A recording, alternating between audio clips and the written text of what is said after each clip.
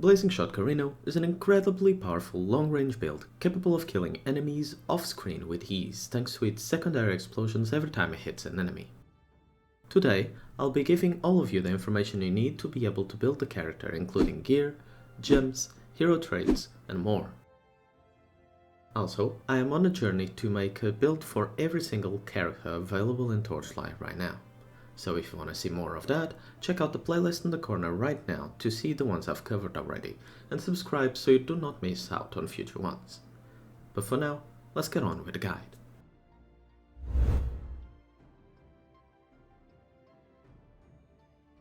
Your hero trait as Ranger of Glory is very flexible, and some options just can't compete with their counterparts.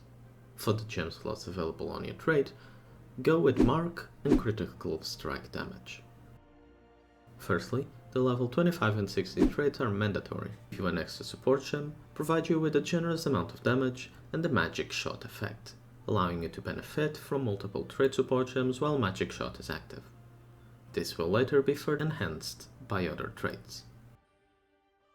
Our level 45 will always be Heart Piercing Shot, giving us a lot of additional damage and some reload special ammo chance.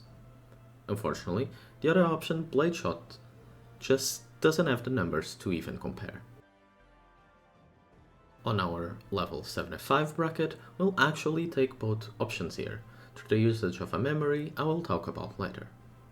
The option we take on the traits itself will be Crushing Gale Trigger, increasing the level of our support gems and granting 15% of our attack and cast speed to the chance to reload special ammo. The other option, Landslide, will be granted to us through a memory. It makes so whenever Magic Shot is active, we consume all ammo available. Depending on how much special ammo this consumes, we will have a massive boost in damage, upwards to 100% of additional damage. Finally, at level 90, we take Never Stopping, granting us permanent uptime on Magic Shot, as long as we keep shooting.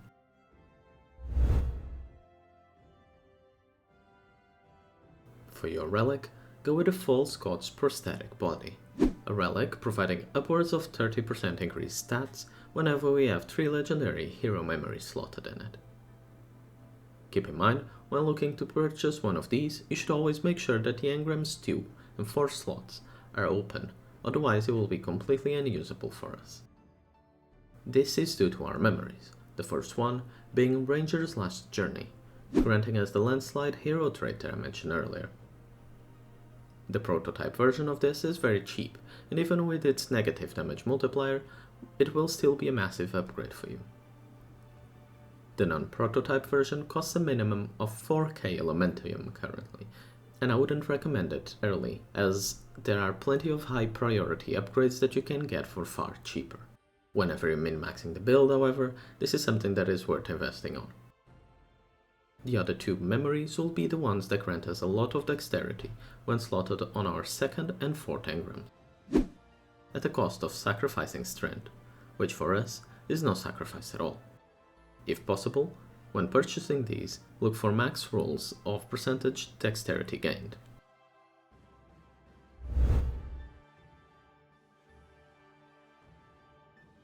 For our weapon, we start by taking the Bow of Endless Dusk, a very powerful early weapon that allows us to gain a massive amount of damage by replicating all of our physical damage to every single type of element at 150% of its value. This, on top of being an all-around strong physical weapon, allows us to not have to worry to swap to anything else until much later on. With that said, once you reach somewhere around 1700 to 2000 dexterity, you'll want to swap to a pair of pistols like these. The main thing here is the mod that grants you flat lightning per dexterity and a flat dexterity on your suffixes. After that, the perfect weapon will also have projectile damage, damage penetrates elemental resistance, crit strike damage or crit strike rating, and chance to deal double damage. For the helmet, we go with Blind Vision, granting wind projectiles for free. If possible, try to get the wind projectile mod corroded so it goes up to level 20. On top of that, the item itself gives us immunity to blind and a decent amount of life and evasion. Our chess piece will be the legendary Royal Cycle. This piece gives us a lot of damage, especially scaling with our dexterity. Before you reach high amounts of dexterity, however, or if you just rather take a more defensive approach to the build, a rare piece with high life, high evasion, increased to maximum resistances, and either flat dexterity or percentage can also be used on this slot. For the amulet, look for an Assassin's Amulet base for that 8% dexterity implicit. This will be a very simple piece for you to craft. The mods you care about are fire skill levels and dexterity. After that, resistances, maximum life are solid defensives, while projectile damage, attack speed, and aura effect can grant you a substantial increase in damage. Also, in here you can get sealed mana if you'd rather to save on your slates. On your gloves, you'll want a pair with Fervor. Fervor is an enormous boost to our damage and you want to get it as soon as possible. After that, get as high of a dexterity roll as you can. Finish up by getting life, resistances, evasion, or flat damage to attacks. For your belt, look for the mod that grants you reduction on damage taken while at low mana. Due to our auras, you will always be on low mana, so this is a massive boost to your defensives. After that, dexterity and damage gain per stats and elemental damage will be the best offensive stats to look for. For defenses, look for resistances, max life, percentage defense increase, or even resistances coupled with the chance to avoid elemental ailments. On your boot slot, you actually have two options of the same pair of boots. The offensive version, Endless Night Prototype, will give you a lot more dexterity and it's very easy to farm, being able to drop from one of the new treasure troves along the campaign. It will also give you 1% more damage per the same amount of dexterity.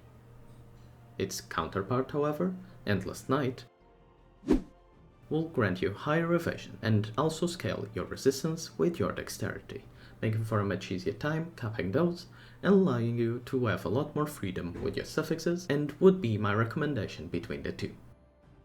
Finally, for the rings, you'll want a simple pair with high dexterity. Max life, projectile damage, crit, flat damage to attacks, attack speed, and resistance are all good mods, and between all of that, you will easily be able to find a decent pair for yourself.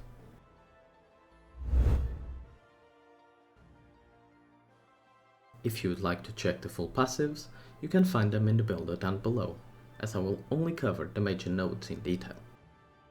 For our passive trees, we go with Goddess of the Hunting, into Marksman, into Ranger. Goddess of the Hunting will give us Perception as our first major node, providing a significant boost to our attack and cast speed, as well as further increasing it with our dexterity, making this perfect for our build.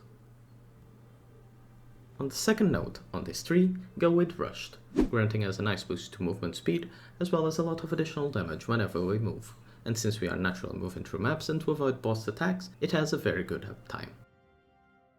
On the Marksman tree, our first node can be one of two options. Firstly, Gale allows us to add our projectile speed to our damage at a reduced rate. An all-around good option that gains value the more projectile speed you have on your gear. The second option here will be Mind Flow, a conditional buff that will provide you significantly more damage when you have low projectile speed values. However, it is dependent on you being able to maintain your stacks up by avoiding taking any hits. Regardless of your choice in the previous node, your second one from the Marksman tree will always be 3 birds 1 stone, granting you 2 additional projectiles by default and granting additional damage the more projectiles we have. Our final tree is Ranger, and on the first node once again we have a few options. The default choice will be shooting arrows, giving us a 20% additional damage multiplier. Once you have Fervor on your gloves and a decent amount of crit damage, however, Fluke will start to outperform, so make sure to check for yourself at any given point which of the two you should be using, as this is going to differ from situation to situation. Similar to Marksman, however, our second node will never differ. The choice here will always be rapid shots, granting us up to 35% additional damage depending how far the projectiles have traveled. For this reason, we aim to stay as far from the enemy as possible, as this benefits both our damage, but also our ability to dodge and survive. For your slates, you want as many corners of divinity as possible, with the dexterity per 5 levels mod. After that, fire skill levels is also a very good modifier to get, as well as health regen on evasion, agility blessings whenever you use a mobility skill, and sealed mana. For the pedigree of the gods, our go-to will be Falling Leaves, granting us 50% additional attack damage at the cost of reducing some of our weapon damage. If you can get some of the mods mentioned above on your pedigree, that would be perfect. However, this can become very expensively very quickly, so don't feel like it's necessary, as you can get all of those mods mentioned above on other slates, so don't spend too much FE on this.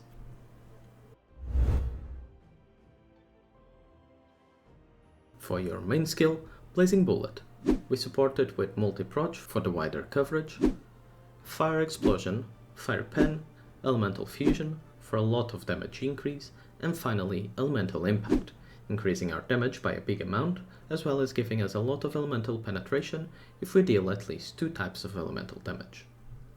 Due to the fact that the skill itself converts all of its base damage to fire, and we gain a lot of lightning damage, from our dexterity, the buff from this support is permanently maintained.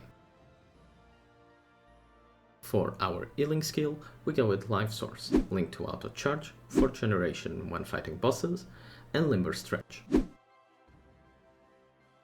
Our movement skill will be Centralized Loading, granting us a lot of damage for 3 shots after we use it.